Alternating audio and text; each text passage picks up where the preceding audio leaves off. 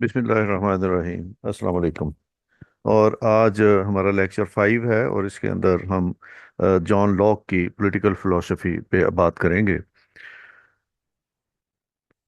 John Locke 1632 से 1704 तक इसका करियर है, लाइफ करियर है। और अर्ली लाइफ में इसका he was a British philosopher born on August 29, 1632, educated at University of Oxford, and wrote a constitution of the proprietors of the Carolina colony in north America. तो ये Carolina का constitution बनाने का इसको credit हासिल है कि उन्होंने कैरोलिना की स्टेट के लिए एक आइन बना के उनको दिया था। In 1675, went to France, and in 1676 returned to England, but due to religious differences with Roman Catholicism, he returned to continent। तो वहाँ पे रिलीजन का उस वक्त बड़ा जोर था 17th सेंचुरी के अंदर। और रिलीजन जो था या चर्च जो था वो गवर्नमेंट के अमूर पे बहुत ज़्यादा हावी हुआ हुआ था। तो इसलिए जॉन लॉ को अपनी फिलोसफी की वजह से बहुत सी क्रिटिसिज्म का सामना करना पड़ा फ्रॉम द रोमन कैथोलिज्म, और इसको फिर अपना मुल्क छोड़ना पड़ा। From 1683 to 1688, he lived in Holland, but after revolution in 1688, he returned to England. The new king, William III, appointed him to the Board of Trade in 1696, but he resigned in 1700 due to ill health and died in 1704। तो importance work इसकी political work की क्या है? Important work on politics इसके हैं, first treatise on government and the second treatise on government. इस पे तमाम थॉट्स इसकी जो हैं ये इन दो बुक्स के ऊपर हैं। उसके ऊपर इसकी एजुकेशन की थॉट है, और फिर इसने कॉन्स्टिट्यूशन लिखा कैरोलिना का, ये मैं आपको बता चुका हूँ, ये इसका पॉलिटिकल कंट्रीब्यूशन है। और सबसे पहले हम देखते हैं कि लॉक ने सोशल कॉन्ट्रैक्ट थ्योरी क्या दी। सोशल कॉन्ट्रैक्ट थ्योरी हम पहले टॉमस हॉब्स की पढ़ चुके हैं, उसको जहन में रखिएगा। और क्वेश्चन जो आएगा आपको वो इन दोनों फिलोसफर्स की सोशल कॉन्ट्रैक्ट थ्योरी का आपस में कंपैरिजन, कंपेयर एंड कंट्रास्ट पे आजकल क्वेश्चन ज्यादा पूछ रहा है। सोशल कॉन्ट्रैक्ट थ्योरी जो लॉक ने पेश की उसके मुताबिक the expounder of the social contract theory was Thomas Hobbes, but this theory was presented by Locke in a reform shape. इसने थॉमस हॉब्स की दी हुई थ्योरी को ही आगे इसने रिफॉर्म शेप के अंदर पेश किया। और उसके अंदर जो स्टेट ऑफ नेचर की बात लॉक करता है, Locke states that in state of nature human being was too brutal and savage. ये एग्जैक्टली वही बात है जो उससे पहले हम थॉमस हॉब्स ने की थी, कि ये ब्रूटल है और सेवेज है। Human being by nature are social, यहाँ पे लॉक इख्तलाफ करता है उसके साथ। जो टॉमस हॉब्स कहता था वो कहता था बाई नेचर ही ये लोग खराब हैं, ब्रूटल हैं, कातल हैं, सारा कुछ है। लेकिन लॉक कहता है human being by nature are social, individuals are different from animals, ये इंसानों से मुख्तलिफ हैं। Animals are empty of imaginative and thinking power. इन हैवानों के पास, एनिमल्स के पास इमेजिनेशन नहीं है, उनके पास थिंकिंग पावर नहीं है, वो सोच नहीं सकते। Whereas human beings are to think and imagine. लेकिन इंसान को अक्ल सलीम दी गई है, अकल दी गई है, शऊर दिया गया है, वो सोच सकता है, वो इमेजिन कर सकता है चीजों को। He by nature and by birth is social creature. तो लॉक कहता है कि इंसान बुनियादी तौर पर, पैदाइशी तौर पर, कुदरती तौर पर, नेचर के अंदर जो है ये सोशल क्रिएचर है।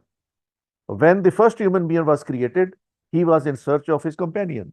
तो ये इब्तदा से ही अपने कंपेनियन की तलाश में है, और कंपेनियन की ये तलाश इसको एसोसिएशन की तरफ ले जाती है। ये प्यार, मोहब्बत, भाईचारे से रहना चाहता है, इसके अंदर कंपैशनेट चीजें हैं, ये ह्यूमेन है और आपस में मिल के रहना चाहता है। Human beings are full of love, fraternity, cooperation and politeness. तो इंसान फुल ऑफ लव है, फ्रेटर्निटी है, भाईचारा है, इसमें अखुवत है, कोऑपरेशन है, पोलाइटनेस है। They were to spend lives under the law of nature. तो उन्होंने जो कवानीन नेचर ने बनाए हुए थे उनके लिए, उनके उसके तहत उन्होंने अपनी जिंदगियां गुजारनी थी। लॉक का कहना यह है कि ह्यूमन बीइंग ने जो लॉ ऑफ नेचर है उसको कंफर्म करना था, उसके मुताबिक जिंदगियां बसर करनी थी। There was abundance of resources and they were pre political but not pre social. Resources बेतहाशा थे। अब रिसोर्सेज से उसकी मुराद ये है कि वो लैंड बहुत ज्यादा अवेलेबल थी, वहां पे उसके खाने पीने की वफर मिकदार में चीजें मौजूद थी। और वो प्री पॉलिटिकल एज था, लेकिन वो प्री सोशल नहीं थे, वो नॉन सोशल नहीं थे। वो ठीक है, उन्होंने कोई सिस्टम नहीं बनाया था, उन्होंने हुकूमतें नहीं बनाई थी, उनके पास कोई पोलाइटी नहीं थी, उनके पास कोई इक़्तिदार नहीं था, कोई हुकूमत नहीं थी, कोई स्टेट नहीं बनाई थी उन्होंने। लेकिन इसका ये मतलब भी नहीं था कि वो प्री सोशल थे। सोशल थे, वो मिलजुल के रहते थे, प्यार मोहब्बत से रहते थे, एक दूसरे के काम आते थे, लेकिन वो प्री पॉलिटिकल स्टेज के अंदर रह रहे थे। तो फिर उन्हें सोशल कॉन्ट्रैक्ट की जरूरत क्यों पेश आई? लॉक के मुताबिक, Locke is of the opinion that they were to spend their lives in according with the law of nature, but there was no proper institution to execute these laws. उन्होंने law of nature nature के मुताबिक अपनी जिंदगियां गुजारनी थी, लेकिन उनके पास कोई ऐसा इंस्टीट्यूशन नहीं था जो लॉ ऑफ नेचर को एग्जीक्यूट कर सकता, उनको इम्प्लीमेंट कर सकता। तो लॉ उस वक्त तक कभी भी कारआमद नहीं हो सकता, लॉ उस वक्त तक कभी भी एग्जीक्यूट नहीं हो सकता जब तक कोई सुपर अथॉरिटी ना हो उस लॉ को एग्जीक्यूट करने के लिए। There was no institution to punish those who were to breach these laws. कोई ऐसा इदारा नहीं था जो उस वक्त के लॉ ऑफ नेचर्स को ब्रीच करने वाले को सजा देता। So they made state. तो लॉक ये कहता है, उन्हें इसलिए उन्होंने स्टेट बनाई कि वो प्यार मोहब्बत से, आराम से, सुकून से लॉ ऑफ नेचर के अंडर रहना चाहते थे। उनके पास कोई ऐसा इदारा नहीं था जो लॉ ऑफ नेचर को इम्प्लीमेंट कर सके और जो गलत काम करने वाले लोग हैं उनको सजा दे सके, तो इसलिए उन्होंने स्टेट बनाई। सोशल कॉन्ट्रैक्ट के नतीजे में लॉक ये कहता है कि उन्होंने दो कॉन्ट्रैक्ट साइन किए। The social contract of Locke was to get rid of the state of nature which had become a state of inconvenience. People made a contract to enter into a civil society. तो उन्होंने उस law of state of nature से निकलने के लिए, एक जो जो उनके लिए कन्वीनियंस काज कर रही थी, तो उन्होंने सोशल कॉन्ट्रैक्ट साइन किए। और इस सोशल कॉन्ट्रैक्ट के नतीजे में लोग जो है वो एक सिविल सोसाइटी में दाखिल हुए, एक सिविल सोसाइटी की बुनियाद रखी गई। तो उसमें फर्स्ट कॉन्ट्रैक्ट क्या था? जो दो कॉन्ट्रैक्ट थे उनमें फर्स्ट कॉन्ट्रैक्ट ये था, this is a contract of all with all. ये समाज के दरमियान कॉन्ट्रैक्ट था, ये समाज में रहने वाले लोगों के दरमियान एक कॉन्ट्रैक्ट था। By the first contract the civil society is constituted. इसके नतीजे में समाज बना है, इसके नतीजे में सिविल सोसाइटी बनी है। तो पहला कॉन्ट्रैक्ट जो है ये सिविल सोसाइटी के मेंबर्स के दरमियान था, और उसमें उन्होंने एक जो है वो कॉन्ट्रैक्ट की बुनियाद रखी जिससे सिविल सोसाइटी बनी। Its terms were the same as Hobbes expressed. इसकी टर्म्स वही थी जो हॉब्स ने अपने सोशल कॉन्ट्रैक्ट थ्योरी के अंदर बताई हैं। तो पहला कॉन्ट्रैक्ट जो लॉक कहता है वो वही है जो थॉमस हॉब्स कहता है, कि उस कॉन्ट्रैक्ट के नतीजे में सिविल सोसाइटी बनी। उसके बाद जो सेकंड कॉन्ट्रैक्ट है, by the second contract the government came into existence. दूसरे जो कॉन्ट्रैक्ट है उसके नतीजे में गवर्नमेंट की तश्कील होती है।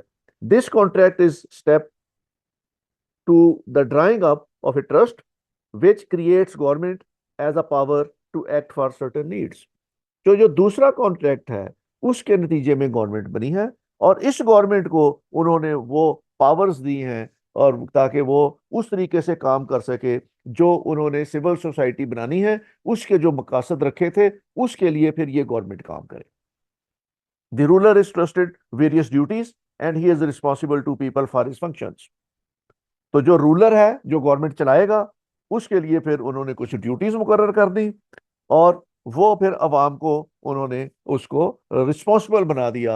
अवाम को जो फंक्शंस उसने करने थे उसके लिए he was responsible to the people. अब यहाँ पे ये टॉमस हॉब से एक मुख्तलिफ बात करता है। टॉमस हॉब कहता है वो सॉवरियन था, वो was not answerable to the people.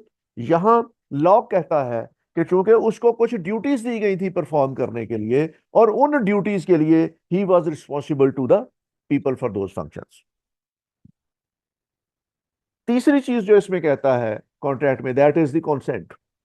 Consent is the base of social contract. वो कहता है कि सोशल कॉन्ट्रैक्ट की बुनियाद ही कॉन्सेंट पे है, या दूसरे लफ्जों में आप उर्दू में इसको कह सकते हैं कबूलियत पे है, किसी चीज को मान लेने पे है। No man can be incorporated to the commonwealth without his consent. लोग अपनी मर्जी से शामिल हो सकते हैं उस कॉमनवेल्थ में, किसी शख्स को मजबूर नहीं किया जा सकता कि वो उस कॉमनवेल्थ के अंदर शामिल हो। जो सिविल सोसाइटी बनी है उसमें लोग विलिंगली शामिल हो सकते हैं, और जिसको वो कॉन्ट्रैक्ट कबूल है वो उसमें शामिल हो जाए, और जिसको वो कॉन्ट्रैक्ट कबूल नहीं है, उसकी टर्म्स एंड कंडीशन कबूल नहीं है, उसके लिए मजबूरी नहीं है कि वो उस कॉन्ट्रैक्ट में शामिल हो। वो अपनी मर्जी से उसको शामिल ना हो सकता है और उसको इनकार कर सकता है कि मैं इस कॉमनवेल्थ का हिस्सा नहीं बनूंगा। तो Locke discusses two types of consent. उसके नजदीक कॉन्सेंट की दो किस्में हैं। पहली, फॉर्मल और active consent, and second, implied और टेसिट कॉन्सेंट।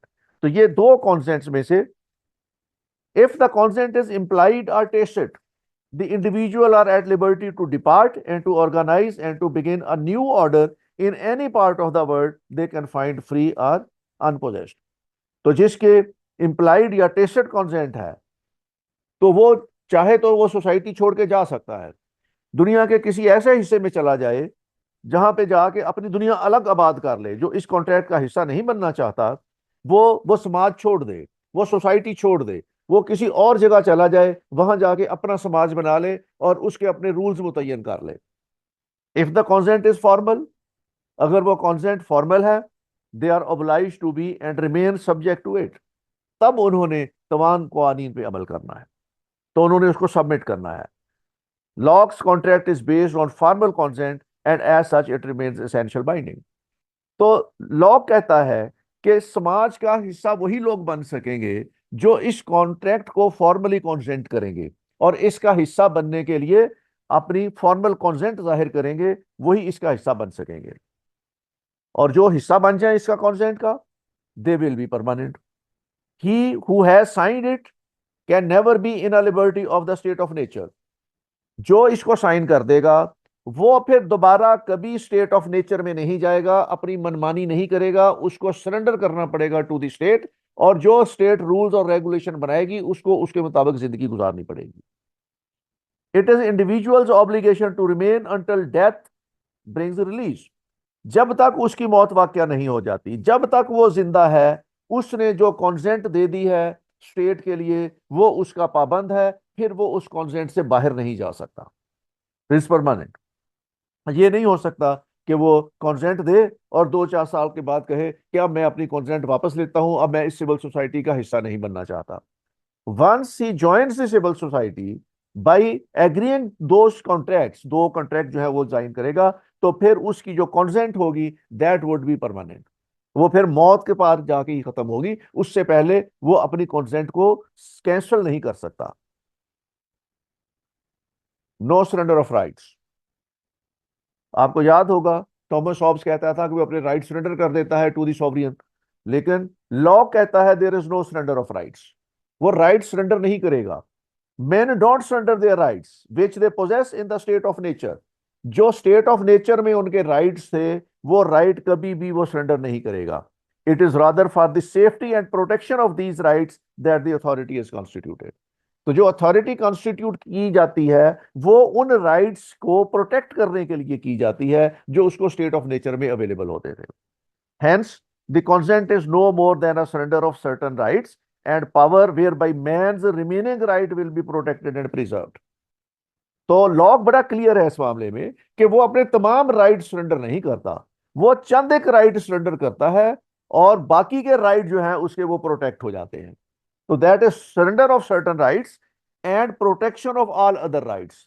तो यहां पे लॉ बड़ा क्लियर है टॉमस हॉब से, और डिफरेंट भी है कि हॉब कहता है कि वो तमाम राइट सरेंडर कर देता है और जो सोवरियन उसको राइट दे दे बस वही राइट लेके रहेगा। लेकिन जो लॉक है वो कहता है कि वो चंद एक राइट सरेंडर करता है ताकि उसके बाकी मानदा राइट्स जो हैं वो प्रोटेक्ट हो जाए।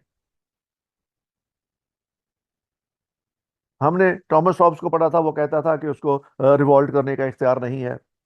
तो लॉक उसको राइट देता है रिवॉल्ट करने का, राइट टू रिवॉल्ट देता है। This contract ensures to the individuals the right of revolt against despotic government. अगर गवर्नमेंट डिस्पोटिक हो जाती है, अगर गवर्नमेंट उन हकूक का ख्याल नहीं रखती है जिसके लिए लोगों ने वो गवर्नमेंट बनाई है, तो लोगों को लॉक ये राइट देता है कि उस गवर्नमेंट के खिलाफ रिवॉल्ट कर दें।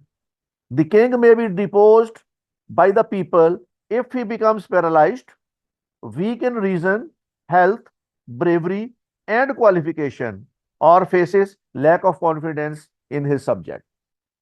अगर वो अपने सब्जेक्ट के कामों में दिलचस्पी नहीं लेता, जिस क्वालिफिकेशन पे बुनियाद पर उसको किंग बनाया गया है वो क्वालिफिकेशन खत्म हो जाती है उसमें, उसकी रीजन वीक हो जाता है, उसकी हेल्थ वीक हो जाती है, वो ब्रेवरी खत्म हो जाती है उसके अंदर, या वो मेंटली सिक हो जाता है, पैरालाइज्ड हो जाता है, बॉडीली सिक हो जाता है, तो वो इख्तियार देता है कि लोग उसको डिपोज कर दें, लोग उसको उसके ओहदे से हटा दें। इनकैपेबल अगर हो जाए तो लोग उसको उसके ओहदे से हटा दें। The ruler is obeyed until he rules in good manner and keeps care of the collective interest. हुक्मरान की सिर्फ उस वक्त तक अताअत की जा सकती है जब तक वो लोगों की भलाई के काम करे। जब वो लोगों की भलाई के काम करना छोड़ दे या कॉमन इंटरेस्ट लेना छोड़ दे तो उसकी अताअत खत्म हो जाती है, उसकी अताअत करना खत्म हो जाता है। The purpose of government is to ensure justice and protect the natural rights. If the ruler deviates the trust which had been placed in him, if he tries to assume more powers than that which had been delegated to him, people have the right to revolt against his tyranny। जब वो कहता है कि ये हुकूमत लोगों की फलाह बहबूद के काम करती है, जो मैंडेट लोगों ने दिया हुआ है हुकूमत करने का उसके तहत हुकूमत कर रहे हैं, जिन मकासद के लिए हुकूमत बनाई गई थी उस मकसद के हसूल के लिए हुक्मरान कोशिश कर रहे हैं, उस वक्त तक उसकी अताअत करनी है।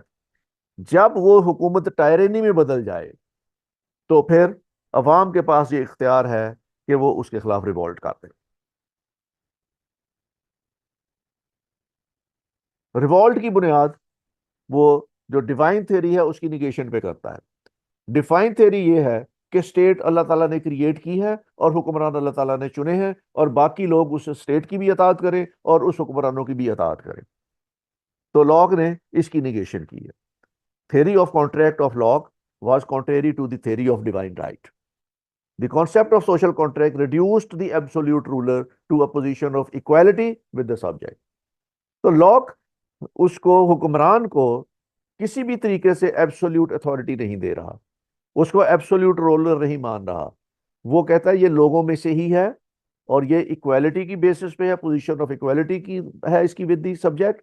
सब्जेक्ट इसको लोगों ने चुन लिया है हुक्मरान, बस इतना फर्क है उसमें। वो किसी भी तरीके से लोगों से आला और अरफा और सिलेक्टेड बाय द गॉड नहीं है कि rulers are selected by the God. वो लोगों में से ही है और लोगों ने उसको चुन के उस पोजीशन पे बताया है, और उस वक्त तक वो हुक्मरान रहेगा जब तक वो लोगों की भलाई के काम कर रहा है। और अगर लोगों की भलाई के काम नहीं कर रहा तो लोगों का इख्तियार है कि उसको हटा दें। This theory led the foundation of democracy and responsible government. तो लॉब की ये फिलॉसफी जो है कि वो उस वक्त तक हुक्मरानी करेगा जब तक उसको लोगों का एतमाद है, लोग समझ रहे हैं कि ये अच्छे काम कर रहा है, उस वक्त तक हुक्मरान रहेगा। तो यहां से जो डेमोक्रेसी है वो उसकी फाउंडेशन निकलती है इसकी इस फिलॉसफी से। और एक रिस्पॉन्सिबल गवर्नमेंट का कॉन्सेप्ट निकलता है कि जो गवर्नमेंट है वो रिस्पॉन्सिबल है to the people. The authority that emerges out of the social contract presented by Locke is a limited authority। जो अथॉरिटी किंग के पास आती है वो लिमिटेड अथॉरिटी है, वो एब्सोल्यूट अथॉरिटी नहीं है। जो वहां पे थॉमस हॉब्स कह रहा था कि वो एब्सोल्यूट अथॉरिटी है, वो लॉक कहता है कि वो लिमिटेड अथॉरिटी है। Lock is against the theory of absolute authority और मोनार्की।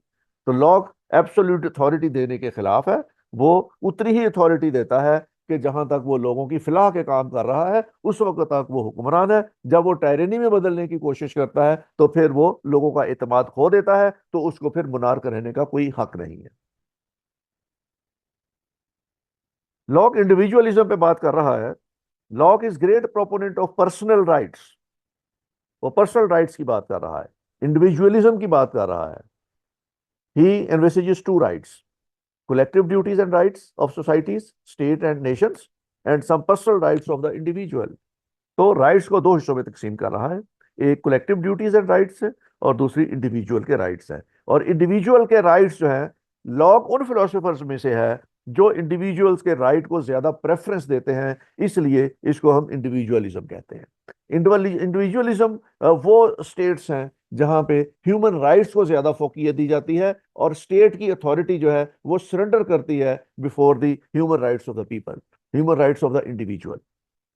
वहां स्टेट जो है वो प्रेफरेंस पे नहीं होती, वहां पे लोग प्रेफरेंसेस पे होते हैं और लोगों के ह्यूमन राइट्स जो है वो मोर प्रेफर्ड हैं as compare to the state. तो उस स्टेट को हम इंडिविजुअलिज्म कहते हैं। Locke stresses on personal rights, especially of making property and right of protection of his property and life. तो लॉक लोगों को पर्सनल प्रॉपर्टी के राइट्स देने की फेवर में है, और उस प्रॉपर्टी को प्रोटेक्ट करने के लिए और अपनी लाइफ को प्रोटेक्ट करने की फेवर में है। तो इंडिविजुअलिज्म ये है कि लोगों के हकूक जो है वो ज्यादा इंपॉर्टेंट है और उनका तहफ़्फ़ुज़ किया जाए, और उन हकूक में प्रॉपर्टी, माल, जान, ये दोनों हकूक को शामिल करता है, प्रॉपर्टी एंड लाइफ, जिसको हम जान माल कहते हैं। State is for the protection of various rights of the individual. It should not interfere in all the affairs of the individual.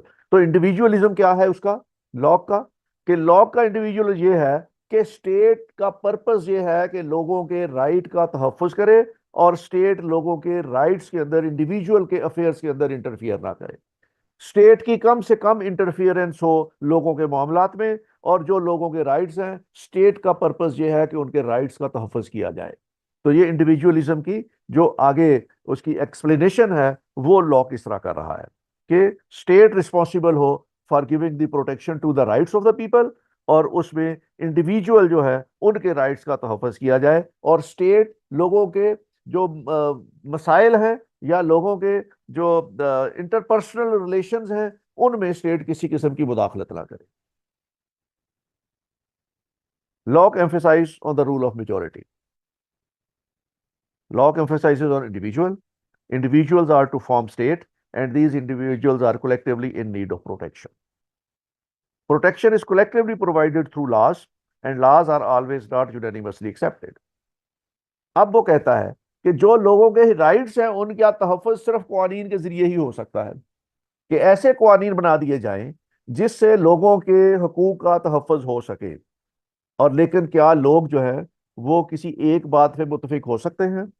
तो उसने कहा कि नहीं हो सकते। कभी भी किसी मुल्क के अंदर यूनानिमस लॉज नहीं बन सकते, कुछ ना कुछ लोग ऐसे होंगे जो उन लॉज की मुखालफत करेंगे।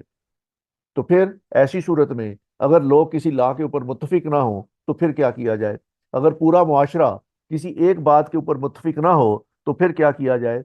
Lock says the will of the majority is to be accepted.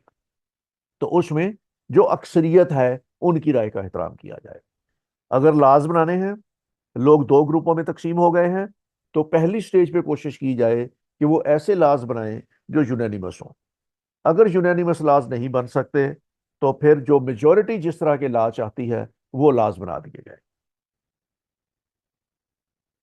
Lock on human nature पे कहता है कि रैशनैलिटी है इसमें और इक्वालिटी है, और उसने कहा कि कुछ लोग ऐसे होते हैं जो दूसरे लोगों से ज्यादा वाइज होते हैं। Some men are a little wiser than others. कुछ लोग ज्यादा अक्लमंद होते हैं, कुछ लोग दरमियानी अकल के होते हैं, और कुछ लोग जो है वो उनके पास अकल कम होती है। तो उसकी वजाहत वो ये बयान करता है, environment and circumstances play a significant role in a persons development. कि जिन लोगों को अच्छी एनवायरमेंट मिल जाए, अच्छे सर्कमस्टांसेस मिल जाए, उनकी डेवलपमेंट अच्छी होती है।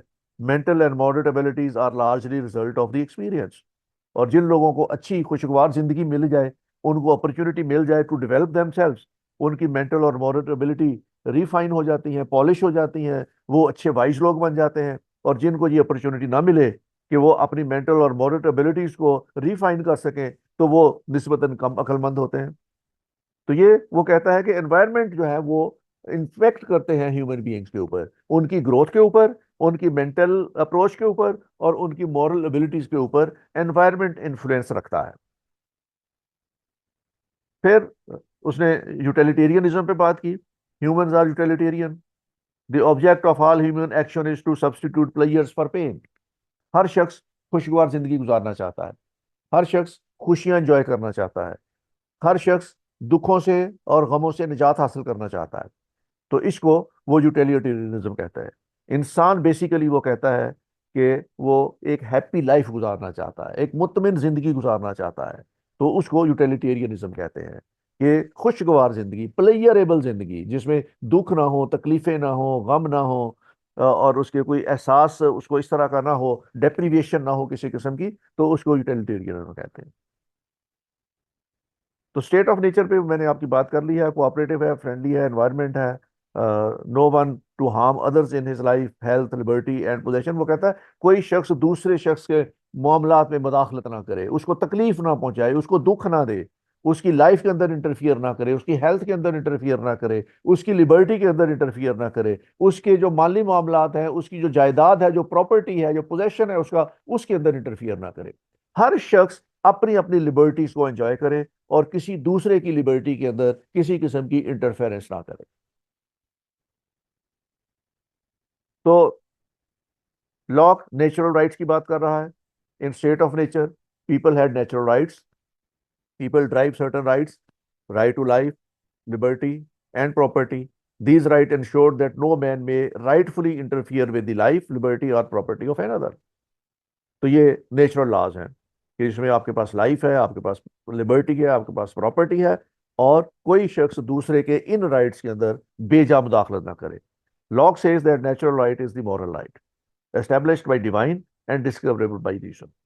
तो जितने भी नेचुरल लॉज हैं वो उसको मॉरल लॉज का जो टाइटल देता है। ये मॉरल लॉज हैं, ये डिवाइन ने मुकर्रर किए हुए हैं, ये डिवाइन ने एस्टेब्लिश किए हुए, इंसानों ने सिर्फ इसको दरियाफ्त किया है। ये जो लॉज हैं, नेचुरल लॉज, ये डिवाइन ने बनाए हुए हैं, ह्यूमन बीइंग ने सिर्फ ये डिस्कवर किए हैं। इसलिए नेचुरल लॉज जो है वो उन पे अमल होना चाहिए और उनको इंप्लीमेंट करना चाहिए। वो इसकी फेवर में है, नेचुरल लॉज की फेवर में है। अब वो रिलीजन और स्टेट की बात कर रहा है और वो सेकुलरिज्म का कायल है। लॉक ये कहता है कि रिलीजन और स्टेट जो है वो दो डिफरेंट चीजें हैं। Locke has discussed relationship between politics and religion. He defines relationship as under separate institution, कि जो दो सेपरेट इंस्टीट्यूशन है, state and religion are two separate institutions. State is to deal with the material life only. तो state का काम लोगों की माली हालात को बेहतर करना, माली खुशहाली लाना, उनकी मटेरियल नीड्स को पूरा करना, ये स्टेट की जिम्मेदारी है। मटेरियल एंड स्पिरिचुअल एस्पेक्ट जो है, state is not only to deal social affairs but also to maintain law and order in the society. State is to resist foreign interference and aggression. कि state के अपने different काम हैं, state ने वही काम करने हैं, और इस कामों में वो सोशल अफेयर्स उसने करने हैं, लॉ एंड ऑर्डर मेंटेन करना है, उसने फॉरेन रेजिस्टेंस को खत्म करना है, उसने हमला आवरों को रोकना है, उसने लोगों के फलाह बहबूद के काम करने हैं। The functions of the state is to deal with the social issues including maintaining law and order, resistance of foreign aggression and described by Locke are material issues. तो स्टेट ने मादी चीजों के ऊपर काम करना है, लोगों की फलाह बहबूद, उनकी लॉ एंड ऑर्डर की सिचुएशन, उनकी जिंदगियों की हिफाजत, ये काम जो है वो स्टेट के करने वाले हैं। On the other side religion is to deal with spiritual affairs and state in is nothing to do with the spiritual things.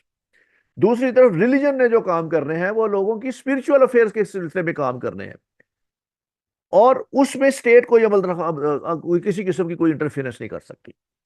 जो रिलीजियस इंस्टीट्यूशंस हैं वो लोगों की मटेरियल नीड्स के अंदर कोई इंटरफेरेंस नहीं कर सकते, और जो स्टेट है वो लोगों के स्पिरिचुअल मैटर्स के अंदर कोई इंटरफियर नहीं कर सकती। वो जो कोई करना है वो रिलीजन ने करना है। तो इसने कहा कि ये दो अलग अलग इंस्टीट्यूशंस हैं और इनके काम भी दोनों के अलग अलग हैं। तो उसमें रिलीजन जो है उसका स्टेट के साथ कोई ताल्लुक नहीं है और स्टेट का रिलीजन के साथ नहीं है। तो लॉक जो है वो सेकुलरिज्म की बात कर रहा है। Locke is to separate religion and politics on the grounds that state is to deal with the affairs of collective nature and religion is to affairs related to the individual life. तो जो state है उसने लोगों के collective nature के काम करने हैं और रिलीजन ने इंडिविजुअल लाइफ के बारे में जो उसकी स्पिरिचुअल नीड्स हैं उसको पूरा करना है। तो इन दोनों के स्फीयर्स अलग अलग हैं। Limitations of state. Locke's theory restricts government and state institutions not to interfere in religious affairs of the people. तो स्टेट किसी तरीके से लोगों के रिलीजियस अफेयर में इंटरफियर ना करे। State should ensure religious freedom and allow its practice only to the extent if it is not harmful for collective interest. तो जब तक रिलीजन लोगों के कलेक्टिव इंटरेस्ट के खिलाफ कोई काम नहीं करता या लोगों के कलेक्टिव इंटरेस्ट किसी भी तरीके से जद पे नहीं आते, तो वो कहता है कि रिलीजन की फ्रीडम होनी चाहिए, लोग जिस तरह का रिलीजन चाहें उसको प्रोफेस कर लें। If religious practices are to endanger law and order or the very existence of the state, such practice must be prohibited with iron hand. अगर मजहबी रुझानात किसी भी तरीके से लॉ एंड ऑर्डर के लिए कोई खतरा पैदा कर सके या कम्युनिटी इस तरीके से हो कि दो मजाहब में बट गई हो और दोनों आपस में लड़ाई झगड़ा कर रहे हों, और उससे फसाद फैल सकता हो स्टेट के अंदर, तो फिर उसने कहा कि इस तरह की अगर कोई प्रैक्टिस है तो स्टेट को फिर आयरन हैंड के साथ इन लोगों के साथ डील करना चाहिए। अगर रिलीजन किसी किस्म की बदमजगी पैदा नहीं कर रहा, स्टेट के लिए कोई खतरा नहीं पैदा कर सकता, लॉ एंड ऑर्डर के लिए कोई मसाइल नहीं पैदा कर सकता, तो फिर स्टेट को रिलीजन में इंटरफियर नहीं करना चाहिए, और रिलीजन को लोग जिस तरह चाहें अपने रिलीजन को फॉलो कर लें, तो स्टेट का इससे कोई ताल्लुक नहीं होना चाहिए। लेकिन अगर इन दोनों का कंपैरिजन किया जाए तो लॉ कहता है state is superior. Law says that state is superior body and religion is subordinate to it. तो स्टेट एक बहुत सुपीरियर बॉडी है और रिलीजन उसका सबऑर्डिनेट है। This is because state is to deal with collective life while religion is of very personal nature. तो religion personal nature है, state collective responsibility है, तो इसलिए स्टेट जो है वो सुपीरियर है as compare to the religion. He does not allow church to interfere in state affairs. तो लॉ के मुताबिक चर्च को किसी भी तरीके से स्टेट के मैटर्स में इंटरफियर नहीं करनी चाहिए। अब उसकी थ्योरी ऑफ रेवोल्यूशन है, law concept clarifies the state was made to achieve certain goals and power of the government were limited and responsible। तो ये लिमिटेड पावर्स है गवर्नमेंट की, वही पावर्स हैं जो लोगों ने उसको असाइन की हुई हैं। Ultimate power belongs to people. तो असल ताकत का सरचश्मा जो है वो लोग हैं। The state institution have been form to protect human natural rights. और ये बनाए इसलिए गए हैं कि ह्यूमन के राइट्स का तहफ़्फ़ुज़ किया जाए। Locke is of the view that the best form of government is that where there is the supremacy of law। तो गवर्नमेंट का काम यह है कि सुपरमेसी ऑफ लॉ रखे। If law is important then law making body is important. अगर law अहम है तो लॉ बनाने वाले इदारे अहम है, पार्लियामेंट अहम है। Therefore legislation is a source of stability और डिस्टर्बेंस। तो इसलिए जो लेजिस्लेचर है वो सोर्स ऑफ स्टेबिलिटी भी है और सोर्स ऑफ डिस्टर्बेंस भी है। अगर वो अच्छे लॉ बनाएगी तो वो स्टेबिलिटी लेके आएंगे, अगर वो बुरे लॉ बना देगी तो वो डिस्टर्बेंस लेके आएंगे। Executive branch of government is second in importance. तो एग्जेक्टिव ब्रांच है उसका दूसरा नंबर आता है इंपॉर्टेंस में, जिन्होंने उन लॉज को इंप्लीमेंट करना है। These two institutions are valueless if not supported by the people. तो ये दो इदारे, पार्लियामेंट या कानून साज इदारे या लेजिस्लेचर, और दूसरे नंबर पे जो एग्जेक्टिव्स हैं, ये दोनों वैल्यूलेस हैं अगर इनके पास अवाम की हमायत ना हो। तो ये बहुत डेमोक्रेसी में सबसे बड़ी बात जो है ये लॉक ने ये की है कि आपकी कानून साज इदारे भी और आपके एग्जेक्टिव्स भी ये उस वक्त कामयाब होते हैं जब इनको अवाम की सपोर्ट हासिल हो। According to Locke the origin of power is masses. अवाम ताकत का सरचश्मा है। If people are united their power is then recognised. If there is disunity legislature and executive will pressurise them. अगर लोग मुतहद हैं तो इन दोनों इदारों को मजबूर करके सही काम करने के लिए मजबूर करेंगे, और अगर अवाम बटे हुए हैं तो ये लेजिस्लेचर और एग्जीक्यूटिव उनको दबाव में रखेंगे, उनको प्रेशराइज करेंगे अवाम को। John Locke is of the view that there must be resistance of the people if their natural rights are in danger. अगर उनके नेचुरल राइट डेंजर में हैं तो अवाम को मज़ाहमत करनी चाहिए। This resistance will keep the government on the right track. ये resistance government को सही ट्रैक पे रखेगी कि वो अवाम की खिदमत करें। Locke is of the view that people have legitimate right of rebellion. तो लोग रिबेलियन कर सकते हैं। Justice is destroyed by the government and rights are crushed. अगर जस्टिस ना करे गवर्नमेंट, लोगों के राइट क्रश करे, government is to annex people's property gained through personal efforts. लोगों के मालो मता पे हुकूमत काबज होकर बैठ जाए। Legislation and executive are to violate rights of life, right of property and right of liberty. अगर लेजिस्लेशन और एग्जीक्यूटिव अवाम के जो हकूक हैं, जो राइट्स हैं, उनको वायलेट करने लग जाए। Locke says the people are not by nature rebellious. लोग आदतन बाय नेचर रिबेलियस नहीं है, they are by nature obedient. They are to support and obey the government if they are ruled in a good way. अगर अच्छा तर्ज हुक्मरानी हो तो लोग अपनी हुकूमत को सपोर्ट करेंगे। If legislature is to make cruel laws and their rights are violated then people have no alternate but to stand against the government. अगर हुकूमत ही उनके जो कवानीन हैं वो क्रूअल बना दे और जुल्म व तशद्दुद करे उनके ऊपर, तो फिर लोगों के पास इख्तियार है कि वो गवर्नमेंट के खिलाफ उठ खड़े हों। Lock says that state institutions should respect the provision of social contract. The rulers are not the supernatural creatures. They are from people and they should rule keeping in view their contract with the people, कि जो rules हैं, जो इख्तियारात हैं, उसके तहत उन्होंने हुकूमत करनी है। तो अगर वो हुकूमत इस तरह नहीं करते तो लॉक कहता है कि लोगों को ये इख्तियार है, लेजिटिमेट है उनके लिए कि वो रेवोल्यूशन ले आए। अब थोड़ा सा कॉन्सेप्ट हम लेबर थ्योरी ऑफ वैल्यू के ऊपर भी देते हैं। लेबर थ्योरी ऑफ वैल्यू के मुताबिक value of a thing is dependent upon the labour used on it. तो लॉक कहता है कि लेबर जो है, किसी भी चीज़ की वैल्यू जो है वो इस चीज़ पे डिपेंड करती है कि उसके ऊपर कितनी लेबर यूज़ हुई है। Price is regulated by the labour, therefore there must be proportionality in the value of the labour. क्योंकि चीज़ की प्राइस जो है वो उसके ऊपर जितनी लेबर लगी है उसकी वजह से होती है, इसलिए जो लेबर को वैल्यू देनी है या लेबर को जो रिवॉर्ड देना है या लेबर को जो पेमेंट करनी है वो भी उस प्रोपोर्शनैलिटी के साथ होनी चाहिए जितनी लेबर ने उसके ऊपर मेहनत की है। यानी प्राइस जो है किसी भी चीज़ की, उसमें लेबर का हिस्सा उसकी मेहनत से प्रोपोर्शनेटली होना चाहिए। He says that 9/10 of the value is the right of the labour.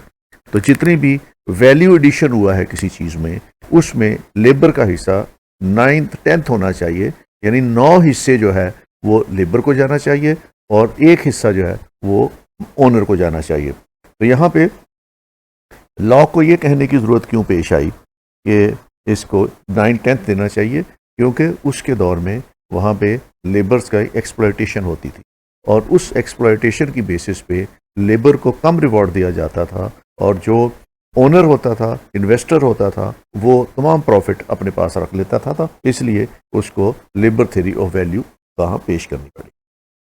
अब थोड़ा सा कॉन्सेप्ट हम लॉ का जो गवर्नमेंट है उसके ऊपर भी देते हैं कि लॉ गवर्नमेंट के बारे में क्या कहता है।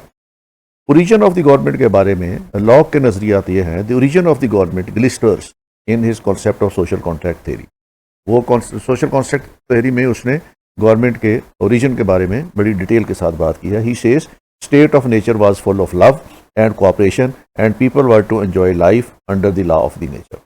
लोग स्टेट ऑफ नेचर में मुतमिन थे और वो एक दूसरे से प्यार करते थे, मोहब्बत करते थे, कोऑपरेशन करते थे एक दूसरे के साथ, और वो जो लॉ ऑफ नेचर थे उनके तहत अपनी लाइफ को एंजॉय कर रहे थे। उन्हें किसी किस्म का कोई प्रॉब्लम नहीं था।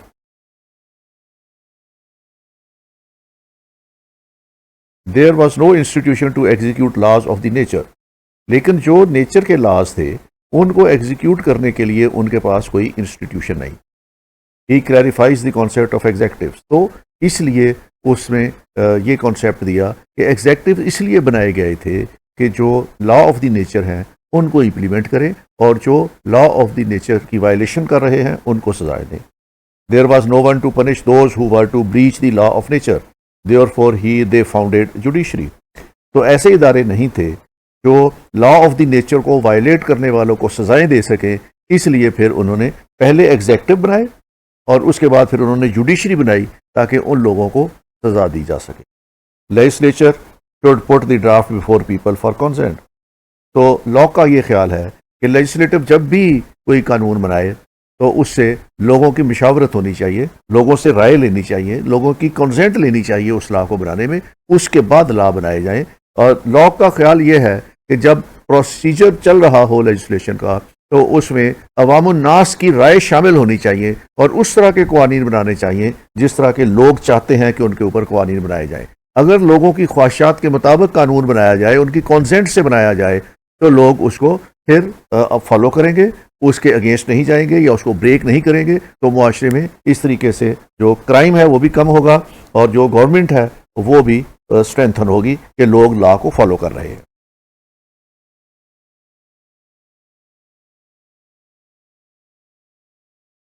Locke goes for a responsible government. Man's entrance into civil society was to protect his rights. Rulers were made bound to rule according to the best interest of the people and not to abuse the trusted power.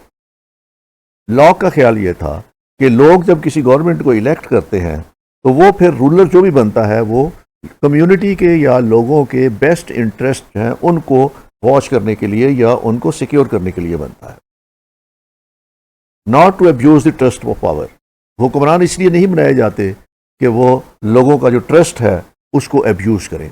या जो power उनको दी गई है उसको abuse करें। हुक्मरान इसलिए बनाए जाते हैं कि वो अवाम नास या कम्युनिटी के जो इंटरेस्ट हैं उनको वॉच करें।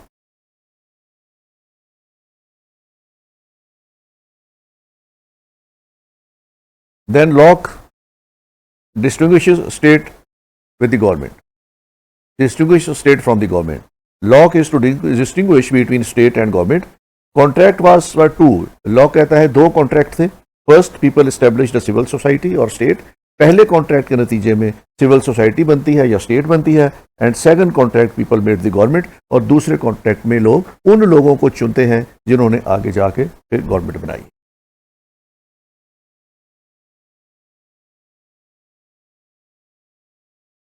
फंक्शंस ऑफ द गवर्नमेंट के बारे में लॉक कहता है the government should try to work for the development of the people.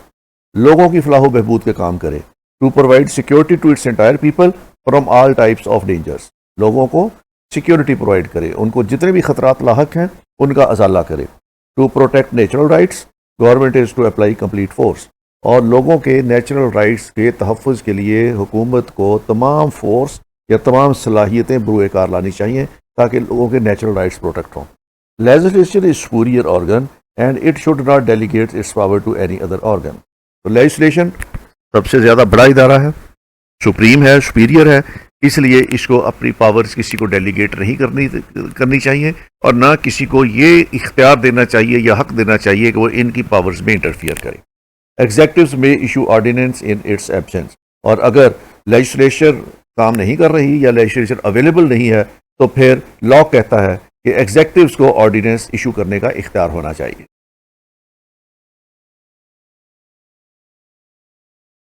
अब लॉ जो है वो गवर्नमेंट में के बारे में क्या कहता है? To respect people's consent and property. लोगों की राय का एहतराम करे और लोगों की प्रॉपर्टी की प्रोटेक्शन करे। Safeguard interest of the community in relation with the other communities. जो कम्युनिटीज अवेलेबल हैं उसमें तमाम कम्युनिटीज के इंटरेस्ट जो हैं वो उनका सेफ गार्ड करे। किसी एक कम्युनिटी को किसी दूसरी कम्युनिटी के ऊपर फोकियत नहीं मिलनी चाहिए और हर कम्युनिटी के जो राइट्स हैं या इंटरेस्ट हैं उनका सेफ गार्ड करना चाहिए। To declare war and to conclude peace. जंग का ऐलान स्टेट करे या गवर्नमेंट करे, और उसके बाद पीस अगर कंक्लूड करना है तो वो भी गवर्नमेंट करे। लॉ गवर्नमेंट की फॉर्म्स के बारे में वही इख्तियार रखता है या वही नज़रिया रखता है जो पुराने नज़रियात में अरिस्टोटल या प्लेटो ने रखे हुए थे। वो 3 फॉर्म्स ऑफ गवर्नमेंट कहता है, मोनार्की, अरिस्टोक्रेसी और डेमोक्रेसी। इसमें ये जो ग्रीक फिलोसोफर्स हैं उनकी पैरवी करता है। लॉक पर्सनली फेवर्स डेमोक्रेसी, वो डेमोक्रेसी की फेवर में है कि उसमें अवाम जो है उनको ये इख्तियार है कि वो अपने नुमाइंदे चुनें और वो नुमाइंदे फिर उनके बिहाफ पे लेजिस्लेशन करें, लॉज बनाएं और उनको इम्प्लीमेंट करें। ये था आज का लेक्चर हमारा जॉन लॉक के ऊपर। अगले लेक्चर में हम इंशाअल्लाह रूसो के बारे में बात करेंगे। उस वक्त आपके लिए thank you very much, take care, खुदा हाफिज़।